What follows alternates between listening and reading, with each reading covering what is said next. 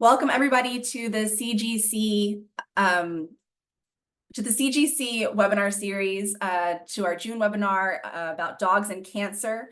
This one's going to cover emerging methods and technologies in comparative oncology. This is the second part. Last month, which you can find on YouTube, we ran another seminar covering a lot of the resources that are available. For this seminar, we have two fantastic researchers presenting their work. We have Dr. Heather Gardner, an assistant professor at the Cummings School of Veterinary Medicine at Tufts University. And we have Dr. Shaying Zhao, who's a professor in the Department of Biochemistry and Molecular Biology in the Institute of Bioinformatics at the University of Georgia. I'm going to be introducing Dr. Gardner first, and then I'll let her take over. And I want to let everybody know right now, we're going to hold questions for both talks until the end, and I will moderate a discussion after both talks.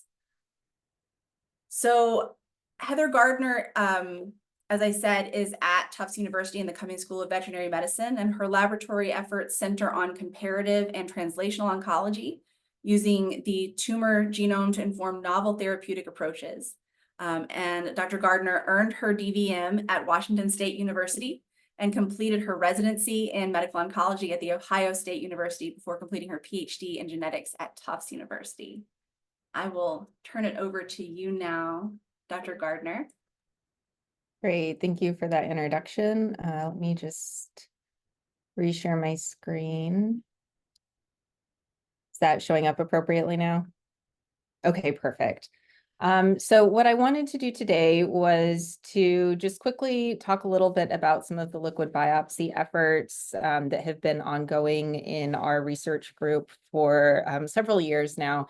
And in particular, what I'm going to focus on are some of the considerations that that we made both from in the wet lab and then in the analytics side in order to help make this happen.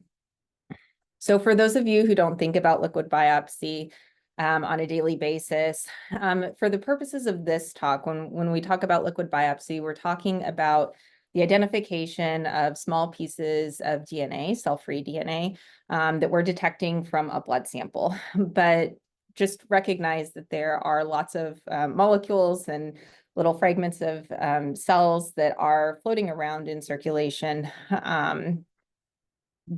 at all times. So again, the analyte that we're going to focus on for this talk are those small pieces of DNA that can be identified in circulation. Those small pieces of DNA are actually wrapped around the nucleosomes. And so in the lower right-hand corner, there is a schematic which I actually pulled from a 2021 publication, but I thought it did a nice job of just showing you what those pieces of cell-free DNA actually look like. So most of them are smaller. So you can see in this image, they're averaging around 150, 160 base pairs. But if you've got that piece wrapped around more nucleosomes, so di or trinucleosomes, then you can get larger fragments as well. So those nucleosomes with the pieces of cell-free DNA are what get released into circulation, and they can be released both from normal cells and your cancer cells. So any cell in the body can release those pieces of DNA. So for your normal cells are likely going to be releasing them through apoptotic or necrotic mechanisms, but your tumor cells can release them through active secretion as well. And so, as you can imagine, that's been for that reason alone, there have been a lot of ways that people have considered using liquid biopsy. Ranging from just trying to use it to identify cancer at very early stages before you would be able to clinically detect it. Kind of on that same thread, being able to look for disease when it's microscopic, so early metastatic disease, and then monitoring, so what we would call minimal residual disease monitoring. And liquid biopsy is something that we're hearing more and more about now, but the ability to identify these small pieces of DNA in circulation has actually been around for quite a while. And this 2018 publication was more of a review and summary, but I thought their timeline did a nice job of just kind of illustrating that, we've been able to pick up these pieces of DNA for a while. But if you look on the right-hand side, the number of publications and ways that people are using it has really skyrocketed over, really the last 10, 20 years. And that really has to do with the technology kind of catching up with us. So the ability to do sequencing and additional analyses on these samples has really empowered people to do more with them. And I just listed some of the tests on the human side that are available, but again, just to illustrate that, that this has come a long way. Now, on the veterinary side, we don't have nearly as many tests that are commercially available. I did just want to briefly mention the kind of the ways that liquid biopsy has been used outside of the research setting in the veterinary side, just for comparison's sake. So probably the test that gets used most commonly is the cadet BRAF test. So in urothelial or bladder cancer in dogs, they have a high incidence of a BRAF mutation, which is the V595E is equivalent to the V600E mutation that you hear about in human cancers. And so we can actually detect that using digital PCR from a urine sample in dogs. So that's probably the most simple test that we have that's kind of in that liquid biopsy realm. There is an ELISA for H3 nucleosomes, which is kind of a blanket cancer detection test that's available and usually is marketed as a companion test just to help with identification of a cancer signal. And then I mentioned the PET-DX test here. It's actually no longer available, but it's a liquid biopsy based test that was similarly looking for a cancer signal, but I list it here because there are several publications that you could actually find if you did a literature search. So how are we handling things in our lab right now? So when we look at our cell-free DNA samples, most of the time we're actually screening them initially using ultra-low pass whole genome sequencing. So we're sequencing them to a low depth at 0.1x. And the process of actually getting from the blood draw to that point has undergone quite a bit of modification in our lab over the last year or so. And the way it is right now in this schematic is our pretty standardized approach. And I think that has helped us quite a bit in consistency and workflow. So we usually will draw 10 mils of blood at each time point. We're using Streck tubes. We use the 10 mil tubes, but they do have 5 mil tubes that we've tested out in some of our cat patients. Processing is fairly standard. We follow the manufacturer's guidelines, which is essentially just centrifugation, and then we cryopreserve the plasma until we're actually ready to start extracting it. We have a liquid handling robot, and for that reason, use an automation-friendly cell-free DNA extraction kit, and then do QC using some kind of fluorometric method. For smaller numbers of samples, we'll usually use the qubit, but we usually use a plate, 96 well plate based assay, such as the Pico Green, when we have platefuls of samples. And then again, there's multiple kits that you could use for your library prep. We have kind of stuck with the Kappa Hyper Prep because we were already using it for some of our other whole genome libraries, and we sequence to a depth of 0.1x. So with respect to kind of quantitation and qualitative assessment, we don't necessarily do a qualitative assessment to look at the different fragments before generating a library, but we could. And if we did, this is what this would look like. So on the right, there is, this is just an example from one of the documents that Agilent, the manufacturer of the tape station, puts out. So you can see what the expectation is for cell-free DNA, where you're going to have a lower marker. And then again, a similar trace to what I showed earlier, where you can see those mononucleosomes, dimers. And then if you have high molecular weight DNA in there, that will show up as well. And then on the left-hand side, these are screen tapes from some of our samples here. So these are actually cat samples, not dog samples, but I think you can pretty nicely see that across our different cancer and non-cancer samples, we see the same type of changes that you would expect to see from a human-derived sample. So this first peak here is just that lower marker. And then here we have that first mononucleosome peak, dimers, and so on. So another consideration and something that we actually had to work through is how do we collect the cell-free DNA? So we have successfully generated libraries from banked plasma, which was usually collected in EDTA-based tubes. The Streck tubes are logistically easier for us because they're room temperature stable. So if there are collections that happen at odd hours or on the weekends, someone doesn't have to physically be in the lab to process the sample as quickly. And that's the primary reason why we're using that type of tube. But again, as you can see, what we found is that it doesn't really make a difference. And actually, most of the variability ends up coming from the disease state and or the patient themselves. And a lot of that has to do with the short half-life of cell-free DNA. So again, within 15 to 20 minutes, things could look, in theory, different because that half-life is so short. And so not only do we have variability dependent on whether there is cancer there or not, but there can be fluctuations potentially as well too, just given that short half-life and what's going on in the body. So with respect to analysis, there are lots of different ways that people will analyze this. In this table, I really just kind of stuck with standard DNA analysis, but people can do methylation. There are lots of different things that you could do with these samples. Most commonly, again, you'll see them range from either digital PCR, where you really know what you're looking for. It's always the same. You can design a primer and a probe and detect those changes. Usually people are looking for copy number or individual single nucleotide variants. Panels have been used, NGS-based panels, when you have, again, kind of a known quantity, but maybe a higher number of samples. And you can go pretty high depth if you have a high enough tumor fraction in those samples.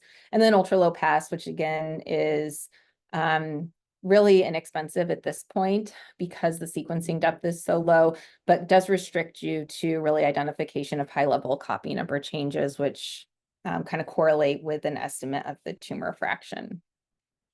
So what I wanted to do is just walk you through how we think about that using one of the common bone tumors in dogs as an example.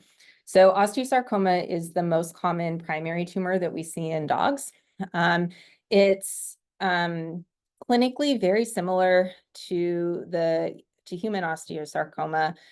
We just see a whole lot more of it. So that 25,000 cases per year is really a conservative estimate. I think those numbers now are actually thought to be quite a bit higher than that.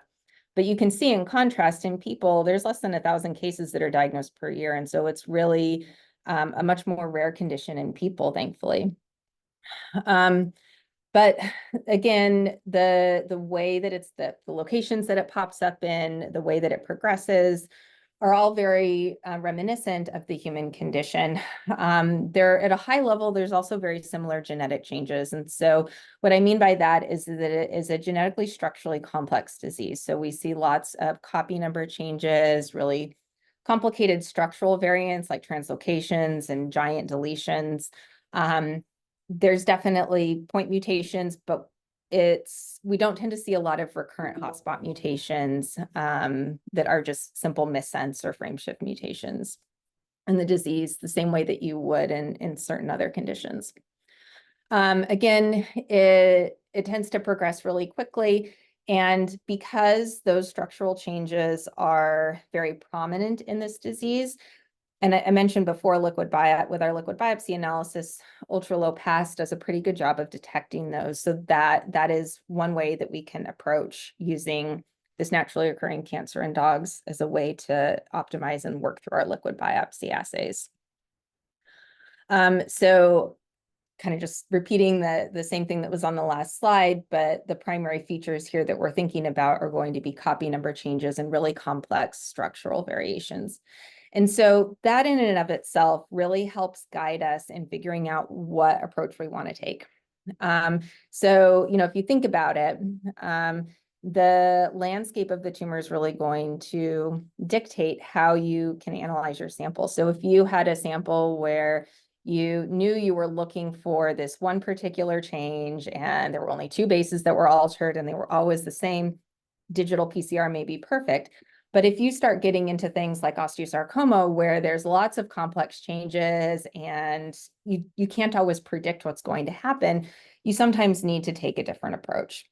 And so that was the reason why initially we began focusing on ultra-low pass whole genome sequencing. So this is just a very high level way of looking at analysis. So the primary tool that we use is an open source tool called iCourse-DNA that's been modified for use in the canine genome. At its maybe most simplistic level, the way that I find it easiest to think about what this tool does is it looks at your sample and it says, is there a copy number alteration there? So you kind of get like this yes or no type of answer. And if it says there's a copy number change there, it basically is saying, this isn't normal, it must be from the tumor. So that's how it is at its most simplistic, basic level. That's how my brain thinks of this working, which is what the diagram and schematic on the right is trying to show you here. So it's basically saying, do I detect a change, yes or no? It will give you a copy number plot. And then from that, that's where it's getting that tumor fraction estimate from, which is the other very common metric that this tool will actually give you. And then if we did want to do deeper sequencing, usually we look for samples that have at least a 10% tumor fraction to do deeper sequencing on if we decide to go that route. So I mentioned that things in dogs often parallel what we see in people. So just for reference, these are data from 2 publications in pediatric osteosarcoma, where they're kind of doing the same thing. They're doing ultra-low pass whole genome sequencing and detecting those copy number changes. And what they can see, and you can see from these 2 charts on the bottom, is that percentage of ctDNA, which is essentially your tumor fraction, correlates with them basically undergoing treatment. So it kind of follows that clinical course and can correlate with outcome. And you can see here on the right, they're showing you those same copy number plots. So your chromosomes are tiled on the x-axis. And you can see 0 would be no copy number change, and then above to 2 or below to -2 would be gains and losses respectively. And so their top figure here is a copy number plot from the tumor, and then here's the cell-free DNA. And so you can see those same types of changes both in the plasma and in the tumor itself.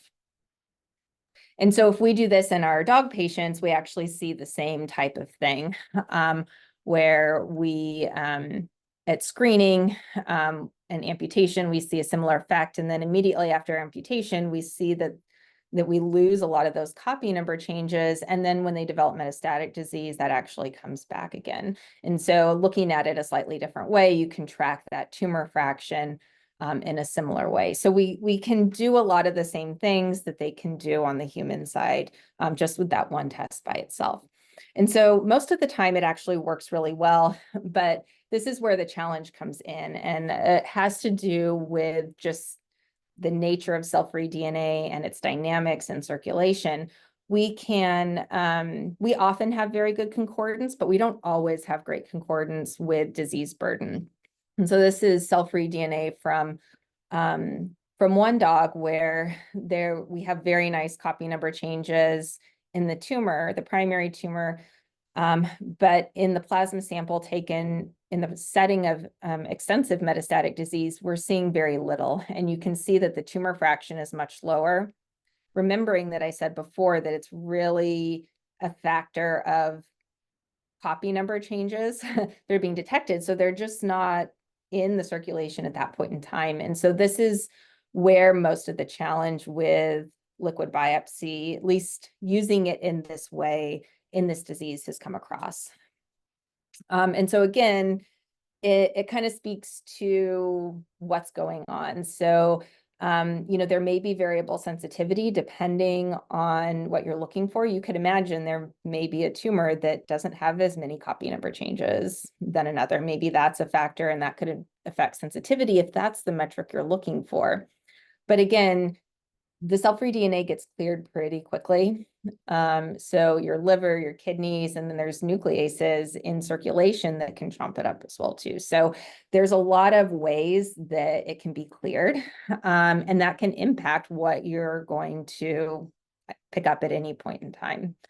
I didn't go into it for this talk, but there are things like clonal hematopoiesis that can make it hard to figure out what is an actual change versus what isn't. And again, the last challenge that I listed here kind of goes, I go into it a bit on the next slide, but we've really been talking about it so far in the setting of early detection, but there's potentially a lot of really interesting questions that we could ask using liquid biopsy that go beyond that, especially considering potential biologic roles that those pieces of DNA may be having and driving metastatic disease. Again, the depth of sequencing may also be present a challenge. So again, the way that we're using it right now, we're really looking for those high-level copy number changes and using it to track disease course. But if you're interested in looking at something specifically, that low-depth sequencing is really the equivalent of a pixelated image. So you have to really take a step back to understand what's going on, and you're not going to be able to see the fine details, which in this case would be genes, without a higher depth sequencing. And again, if your tool is reliant on detection of those genetic changes, if they're not there, or you are doing something that's more targeted, you may actually miss them. And then lastly, I've kind of hinted at this already, but just detecting those changes because they're conserved doesn't really tell you anything about the dynamics and the biology associated with that metastatic process. So for that, you'd really need to be doing something else or something in addition to that standard ultra low pass. And so again, for many reasons, it's probably something that as it develops is better as in collaboration with other things rather than as a sole test. And, I think that's probably really where the clinical translation is going to lie in this case.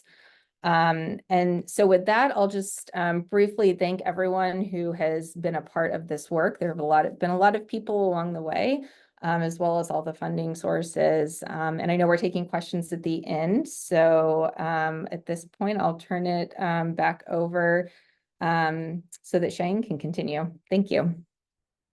Great. Thank you so much. That was wonderful. Shaying, I will go ahead and introduce you and you can start sharing your slides. Dr. Zhao is, as I said, a professor in the Department of Biochemistry and Molecular Biology in the Institute of Bioinformatics at the University of Georgia.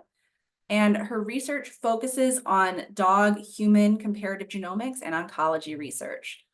Her group has successfully developed a novel dog-human comparison strategy for cancer driver passenger discrimination, which is a central aim of cancer research. Her lab is building essential experimental and computational pipelines to enhance the canine model in cancer immunotherapy research. And we'll go ahead and... My slides are fine, right? Yeah, your slides look great. Okay, so I will just talk a little bit about our research on building resources so supporting the canine model. So I'll just focus on the preventive cancer vaccine development and use public neoantigen. So the public neoantigen was defined as immunogenic mutant peptides from hotspots mutations. I use this paper. This is published by MSKCC as an example. Like here that the PIK3CA mutation H1047 was changed to L, and this is a hotspot mutation identified across different cancer types in the human. And so this is the neoantigen we are talking about. So in this case, that's the mutant peptides. The H, those are H was changed to L, and this is T cell receptor, and those are the class 1 organelles. So this class 1 molecule is common in the human, and it's going to bind to this mutant peptides and binds to the T cell, initiate the T cell response. Those are the targets we are looking for, and these are called public neoantigens. But the problem is that those are very important because you can actually develop those neoantigens into cancer preventive cancer because they are happened in different different people. But it's really challenging because just remember that in humans we have over 1,000 hotspot mutations, and also we have 36,000 human organelles. And right now, there's probably less than 30 public neoantigens was reported. And also the clinical trials in the humans will take 10 to 20 years for the preventive cancer vaccine development, because you have to immunize the humans, which are probably below 40 years old, and then wait until they are 60 years old to see the efficacy of the vaccine. So this is where the dog comes from. So why the dog? I think the dog can significantly accelerate the process because their lifespan is shorter. So we probably can get the trial results. The dog has a lifespan of 10 to 13 years on average. So we probably can get the trial results in 5 years versus 10 to 20 years for the human. And then the beauty of the dog, we have 300 pure breeds. Those pure breeds is great because their MHC organelles is restricted, and they have dominant organelles. And then the other thing is that the specific breeds was predisposed to specific cancer type. So in that way, increase the hotspot mutations. In this way, that you can actually identify high risk group in using different pure breeds. Just like for example, golden retrievers. The golden retriever is, I will give you an example in golden retriever later. So, and then the other thing is that the dog actually has fewer hotspot mutations compared to the human. And then the hotspot mutations shared with the human are more likely to be drivers, because when you're targeting the neoantigens, you have to target the driver mutations. Otherwise, your vaccine is not effective. So, and the last thing very important is that many groups, including ours, has been showing that the canine cancer molecularly resemble the human cancers, for the corresponding cancer types and subtypes. I will just give you and there's actually second reports on particular trials 6 years ago with the dog. If you are interested in, you can actually looking for this same reports. I'll just give you an example that what we did was showing the dog-human molecular homology for the basal-like or triple-negative breast cancers. So there's a particular we subtype the canine mammary tumors and identify 2 molecular subtype, and showing that one of the molecular top subtype match the human basal-like breast cancer very well. So this is just showing the histological subtype. And so there's like a 2 subtype of canine mammary tumor. One's histologically matching the human breast cancer, and then the other one doesn't. So this just the IHC images of the cancer types. And then molecularly, the 2 subtype of the canine mammary tumor. So we did using RNA did the molecular subtyping, identify 2 subtypes, showing over here. And then we also use co-clustering them in the PAM50 molecular subtyping with the human, showing one of the molecular subtype actually matching the basal-like breast cancer very well. So this is just to give you an example that we do a very systematic human dog molecular similarity analysis. And those are our publications over the years. Do the comparative dog-human oncology genomics comparison in different cancer types. I will give you another example we did showing the dog-human homology.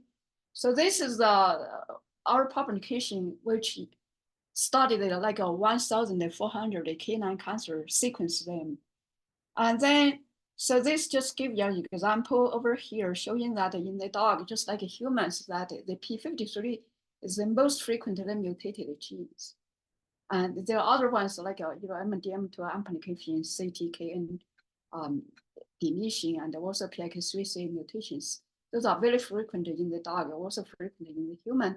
And those are showing the different mutations. They actually match in the human cancer, like for instance, like those are hotspot mutations in the P53, and some hotspot mutation in the PIK3CA, in the BRAF, and in the KRAS, NRAS over here. So those like in the the examples over here like R175, R248, and then R273. So those are the hotspots mutations, and we can find in corresponding mutations in the also hotspots in the dog. PIK3CA, the H1047 is the hotspots, and then we identify corresponding. But one of the interesting things that in the human that E545 are very hotspots in the human, but we find it very little in the dog. That's something very interesting. We are studying why there's a difference between dog and human, and other ones are showing over here. But making the dog as their resource, making the dog as preventive cancer vaccine is great, but the resource is lacking. I'll just give you an example in the class 1, MHC class 1 molecules. Like humans, there's like tens of thousands of nucleosides have been identified, but in the dog is only a few hundreds. And then even worse that in the peptide binding data that is 1 million for the human, but in the dog we only have a few thousand. And then the software tools and then T cell receptor. I mean, you can see the difference over here. And then that's class 1, class 2 is exactly the same. So this is so our lab is trying to address some of those deficiencies, how to use in the dog. So what my lab is focused on is actually developing software tools, experimental system and data for breeds validation and prediction. One of I think the most valuable assets of the dog is the breeds, the pure breeds. And then also using the RNA-seq data for the mutation discovery, and then building software tools characterize the T cell repertoire in the dog and MHC1 to genotyping, and then also do the neoantigen predictions. So first of all, for the breeds validation and prediction, so this is just an example I give to you that we identify the breed-specific variants using the dog 10K data and also other genomic data. I think Dr. Strander talked about the dog 10K project last time. So we use the data generated by her and other people. And this just give you an example that we identify the breed-specific variants right now for like 35 breeds listed over here. And then after that, we develop a pipeline by really talented graduate student, postgraduate student brewer in this lab, in the lab, and then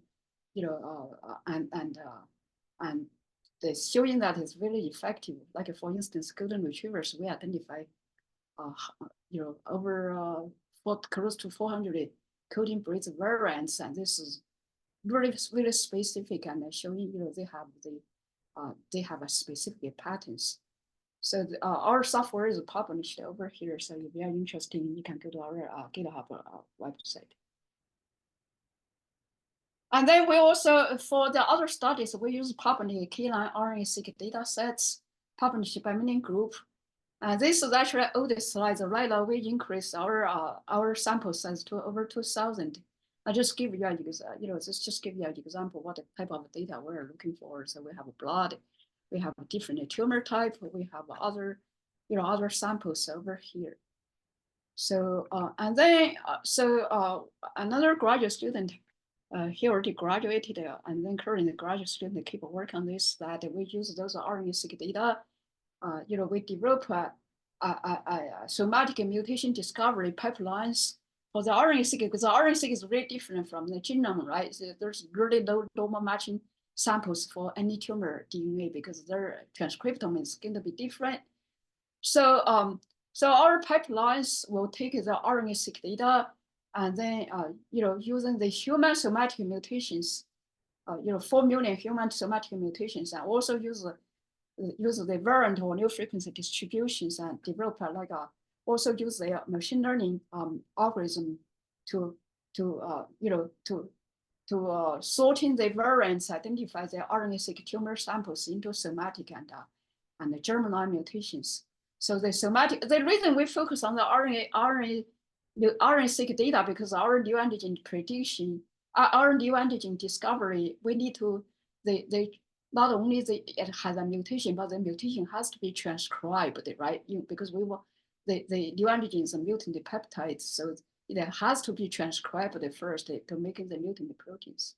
So that's why, for the only genomic mutation is not enough for us. We have to identify the mutations in RNA-seq data. And this is the preliminary analysis for us is an OncoPrint. So one thing which is very interesting, we identify from this pipeline, we identify lots of mutations, which you only identify in the RNA-seq level, not in the genome level. So right now, we are focused on to study those RNA mutations to see if they are sequence errors or they are mutations introduced by the cell during the transcriptional step. So I mean, this just give you a example. We identify the mutations identified by us in RNA-seq data. We identify for the mammary tumor, we identify lots of PLK3CA mutations. We know the true somatic mutations, KRAS mutations, and then for the oral melanomas, we identify P53 mutation, osteosarcomas. We also identify P53 mutation, gliomas, and other ones like hemangiosarcoma. So that's just give you a preliminary data of what we did with the RNA-seq data, and so we are still continue, improve the pipeline and then try to understand what's those RNA-seq mutations. Where do they come from? Are they true somatic mutations? And then, so we will develop because there's the genotyping is very important for us, but the current softwares for human genotyping is not working for the dog simply because the human genotyping softwares was developed based on the known volumes, but the human known volumes are very comprehensive for the dog. It's very limited. So the human genotyping software tool just doesn't work for the dog, so we develop our own. So this was developed by a very talented graduate student, a previous graduate student, and so he used this very simple but elegant software to deliver assembly from the RNA-seq data, and then using this algorithm, and then so I'm not going to go to detail talk about this, but I'll show you the results. So we apply those softwares into the 1,000 RNA-seq data sets, and then this is what we did. We not only identify the known volumes, but also new volumes. So those are the new volumes we identify. And we identify breed-dominant volumes across the dog population, but also in different breeds, like golden retrievers, Maltese, and Suzy, and Labrador, and the other guys. And then, the important, interesting discovery for us is that we actually identify the finding that the dog has a smaller allele diversity than the humans. The first thing is that the humans has like a 3 classical class 1 alleles, HLA, B, C. Dog only have 1, which is GOAT8. That's the first thing. And second thing is that if you're looking for different race in the human, and then compare the different pure breeds in the dog, the pure breeds actually has a lower diversity than the race in the humans, which was showing over here. This is why that I think the dog for the tumor-specific neoantigen and cancer vaccines is easier because we can focus on the pure breeds, and then that will if you want to recruiting high risk group, high risk patient for your trials, you will have a smaller number of dogs compared to the human. We also did a class 2 news. Nikisa is a graduate student working in the lab. She modified the class 1 software and then apply that to the class 2. And those are the class 2 or news. We identify the dominant one in the same breeds. And then the other thing that we also collaborating with Heidenbrand's group in, and he's like the best people doing this mass spec sequencing of the canine immunopeptidome. And so we work with his group, and then try to characterize the immunopeptidome with dog samples. But we also develop softwares to, in order to how to follow the publish human data for the canine neoantigen predictions, because humans, there's like a 1.2 million peptides that has been defined for the over 200 human news compared to the dog. And this just showing that these are the experimental data generated by my collaborators group using the mass spec. And this is a human data, and showing that the dog humans actually matches for this particular news. And then this is how we, another graduate student currently is trying to develop machine learning models. So we hope that we can use the large language models like ChatGPT or the I guess the large language model developed by the Meta, the Facebook group, and then try to develop more sophisticated machine learning models to follow the human data to apply to the dog. I'm not going to go to the details on this, but I think based on our preliminary results, I think this approach is going to be effective. And then, so the last thing is that we do the T-cell repertoire characterization using RNA-seq. This is done by an undergraduate student in the lab. So right now, just using the over 1,000 RNA-seq data that he actually identified tens of thousands of additional CDR3 sequence or T-cell receptors for the dog, and so we're going to this has been published in the preprint, but we're going to submit this work soon to peer-reviewed journals. And the one thing that which is interesting from the analysis is that actually looking for the VGs. So if you're looking for the human VGene versus dog VGenes, that for the alpha, for the TRA so for the T-cell receptor has alpha chain, beta chain, right? For the alpha chain VGenes, that the dog humans pretty much they say it doesn't really change it that much, even though the news they will new. So if you're looking for the number of genes that the dog human is 61, dog is 52. But if you're looking for the TRBV genes, that the human is 73 and the dog only have 36.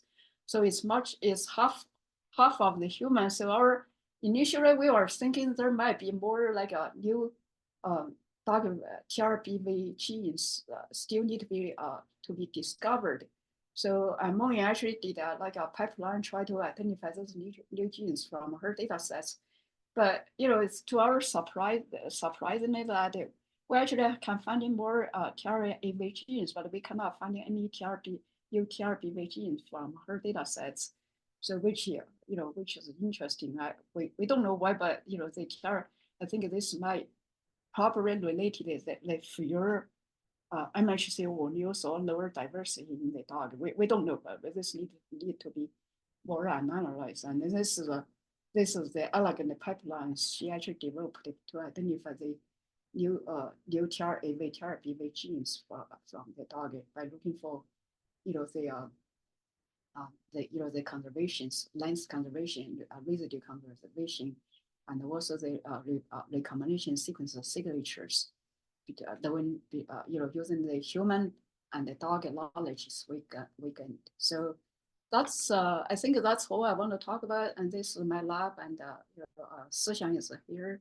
Is not in the picture, and those are my funding agency and my collaborators. Thank you very much, and I will be happy to answer any questions you have. So let me stop sharing. Thank you so much. The gallery view. Thank you so much. That was really great from both of you. We do have a couple questions in the chat, and then I'm also going to make sure that everybody still in the room knows you can feel free to unmic after I ask these questions, or type your question in the Zoom chat.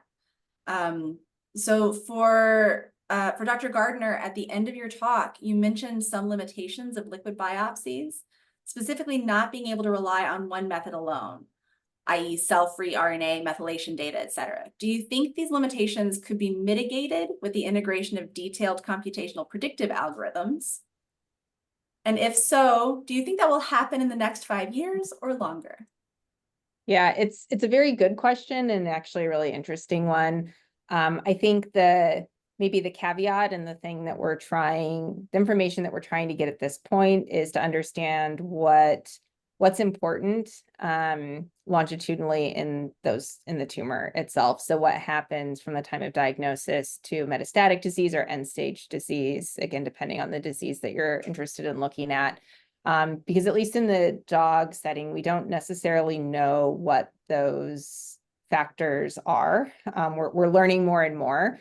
But as you get to that, I think that is something that we've discussed and are interested in, is building that into like predictive panels and algorithms that can help feed in that information. And, realistically, it probably is not in the future going to be limited just to liquid biopsy, but may take into consideration some key clinical factors that may be identified during that time. Maybe there's some tissue parameters as well too. So I suspect that it would be a combination of things. Would it happen in the next 5 years? We're probably going to start to get there. And it really just depends on how things progress. The validation, probably in the next 5 to 10 years would probably be realistic. It just depends on how complicated things get. That makes sense. Thank you. I'm gonna save this more like inspiring question for second, and then I'm going to ask Dr. Zhao. The KPR assembler and genotyping software sounded really interesting. Is it different from other paired-in de novo assemblers because it's tuned to the gene assembly for what you guys were for the MHC genes, or is it what's the novelty there? Why was your lab motivated to develop that? So the reason that we are motivated in developing that is because so even if you're looking for the human softwares that most of them are using the just mapping the reads to the existing alleles, because there are assumptions that they almost all the alleles known in the existing in the population has been identified. So the way that you really don't need a de novo assembly. So that's and even there's a few de novo assembly published for the human, but they are still very much based on the known the known alleles. For instance, that their assembly is short. So the reason they develop a de novo is really just for better mapping. Okay. And then, so that's the reason. Because our de novo assembly just ignore the known alleles, just to complete the de novo for the full length. Interesting. Yeah, for the entire exon 2, exon 3. All right, very cool. And so now I will ask you the more forward-looking and inspire us question. Have there been any significant breakthroughs, Dr. Zhao, in using canine models for developing treatments for genetic diseases? And are there any emerging technologies or methodologies that you're excited to apply to your research? I think Heather probably knows this better than me. Questions also open to Dr. Gardner. Yeah, so because I'm really not really extensively involved in the clinical research. Heather will know that better for me. I think there's there's in the immunotherapy sites that there's some research has been developed. I think I think Connie is in the Zoom panel, and she will know that. I think there's from the dog was moved to like a phase 1 clinical trials or phase 2 clinical trials. So that's the one I understand. But for me, that the exciting part is actually for the preventive cancer vaccine development, because I think in that case that the canine can really make a huge difference, because the purebreds, their cancer predispositions and also their shorter lifespans. And then in terms of the technology, your second part of the question, technology wise, I think I'm really excited about the large language models. I think like a ChatGPT and then the llama from the Meta, and that's like I said, for the neoantigen predictions, it's a very hard problem even for the humans. Just give you an example, current prediction softwares for the human, less than 10% of them predicted with Azure and immunogenic. I mean, there's a huge room for improvement. Just forget about the dog, just for the humans. Yeah. But I think the way that it probably can improve that is actually apply the existing large language models, because it was trained by so much data, just like ChatGPT, that kind of stuff. So that's what we were hoping for. Yeah. All right. Thanks. Dr. Gardner, I'll open it up to you. In particular, are there breakthroughs that you're excited about recently, and are there emerging technologies or methodologies that you're excited to apply? Yeah. So yeah, I mean, I think that where a lot of the interest and focus has been recently is on applying the genetic information, kind of in two places, I guess. One, to help inform the treatments, but also to kind of figure out biologically what's happening. Why are things working? Why are they not working?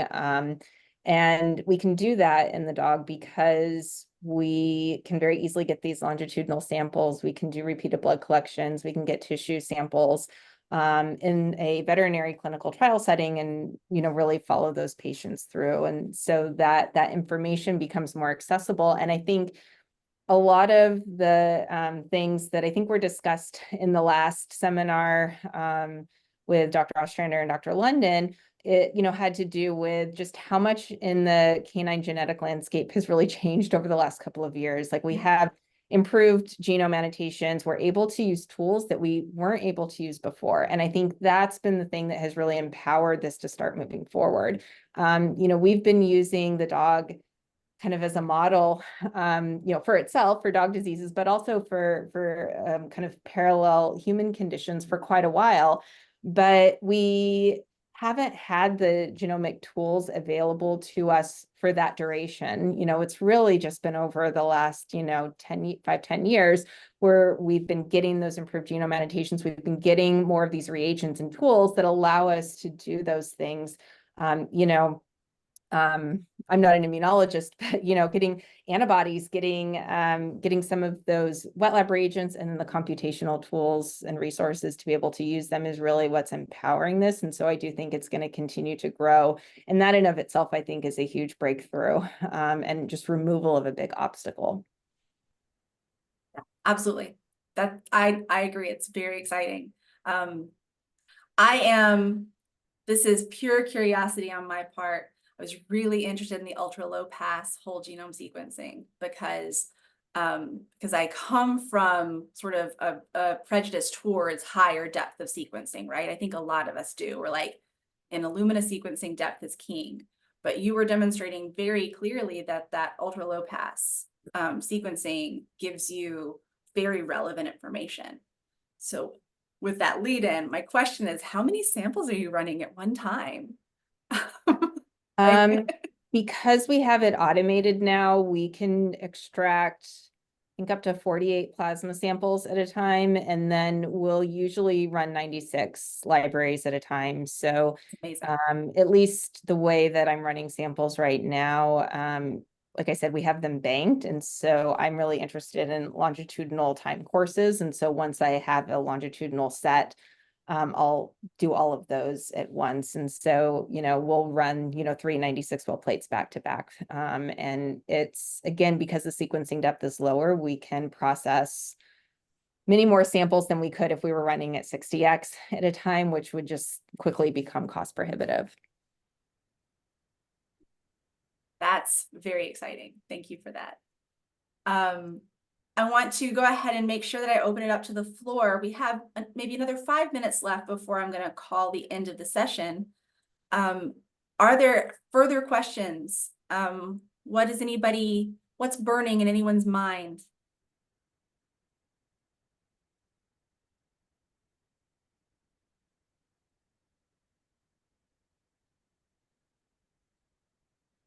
All right, I counted to 10. So I think we've exhausted everyone's curiosity. Kidding. All right, thank you so much. This was a really great presentation. I appreciate both of you. And everyone, please have a wonderful Wednesday. Thank you so much.